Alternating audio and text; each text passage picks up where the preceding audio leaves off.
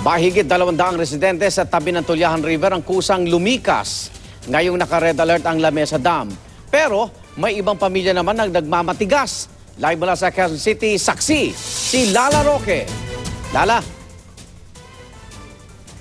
Igan, ko yung makikita sa aking likuran ay nasa 79.73 meters ang level ng tubig dito sa Lamesa Dam. Malapit na yan sa 80.15 meters na spilling level nito. Pero marami tayong mga nakausap na ating mga kababayan na maaaring maapektuhan pag sakaling umapaw itong dam na ito ay tila hindi naman nag-aalala.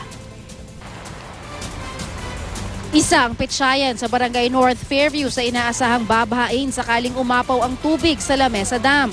Katabing-katabi kasi ito ng Tulyahan River kung saan aagos ang tubig mula sa dam. At ang mga bahay rito hindi naman kataasan.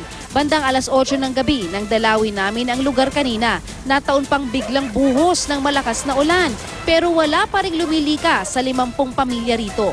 Kalmado pa nga ang aking mga nakausap. Kabilang si Mang Ricky na 17 taon na dito nakatira.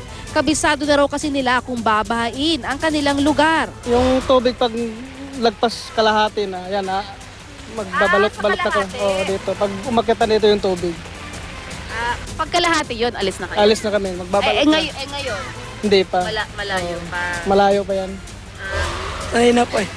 Si Mang Ricky, yung ating nakausap, dito nakatira sa North Fairview.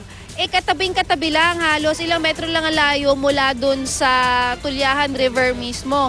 3 meters daw, to be exact, ang layo ng kanyang bahay mula dun sa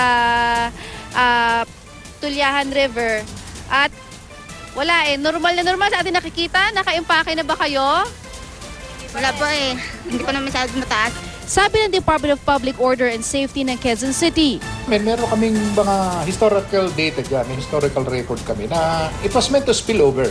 Talagang yun ang karakter ng ng Lamesa Dam. Yan ay kahit naka-red alert na ang Lamesa Dam. Ibig sabihin, inirerekomenda ang paglilikas sa mga malapit sa mga daluyan ng tubig na maapektuhan ng pag-apaw nito. Hindi tulad sa Quezon City, nagsilikas na ang may mahigit 200 nakatira sa tabi ng Tulyahan River na nasa bahagi ng sitio A. Fernando sa Barangay Marulas, Valenzuela. Binigyang prioridad ang paglikas sa mga bata at nakatatanda. May mga makeshift balsa rin ang mga residente para mag-rescue ng mga kapitbahay. Bukod sa Quezon City at Valenzuela, dumaraan din ang Tulyahan River sa Caloocan at Malabon. 22 barangay ang dinaraanan.